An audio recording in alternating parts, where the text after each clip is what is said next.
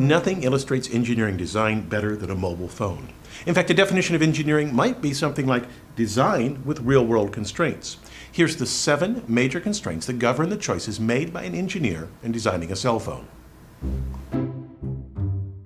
The essential trade-off in any cell phone is compactness versus usability.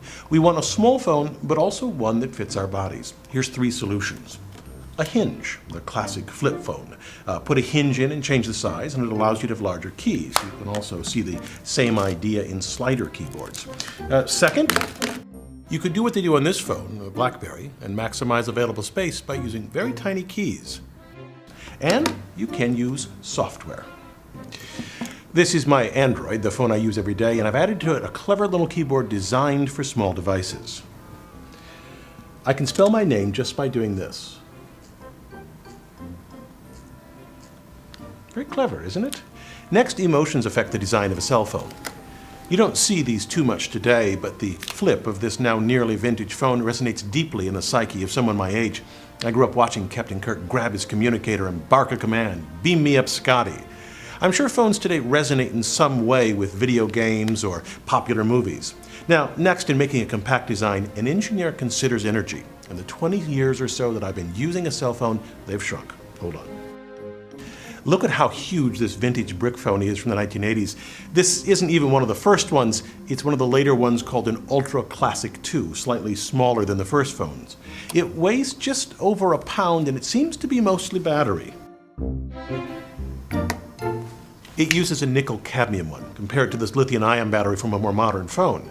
Now, batteries shrunk because they got better. We have greater energy density now, but likely more important is the move from analog to digital signaling and a movement of much energy-draining computation from the phones themselves to the towers. The next constraint also helped reduce battery size. Old cell phones had brick-sized batteries, partly because it took a lot of power to reach a cell phone tower. But today we have such a density of towers that we don't need as much energy to reach one. The increase in towers has made this a nearly endangered species. For this razor, this is the closest indication of an antenna. It's a rubber cover for the external antenna connector used during testing of the phone at the factory.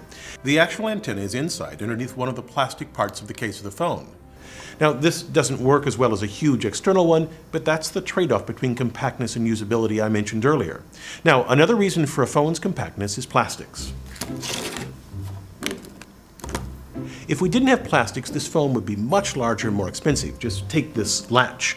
Imagine how bulky some kind of clasp would be. The fact that this plastic gives a little bit and pops back into place makes this simple, small fastener possible. The phone's designer needed a deep knowledge about how plastic behaves so it could be used thousands of times without wearing out. The insides, the way a phone operates, reflects yet a 6th design criteria. On most modern cell phones, you'll find something called enhanced or E911. In an emergency, an operator can locate the phone to within several hundred feet. Typically, it doesn't use true global positioning, but instead assisted GPS, in that it uses the location of cell phone towers to triangulate. Now, this is fraught, of course, with all types of privacy issues. Lastly, we need this phone to quickly change the volume because as a culture, we've decided that there are times when our cell phone shouldn't ring. And so we can adjust the ringtone volume easily. I'm Bill Hammack, the Engineer Guy. Hi. How did you get this number?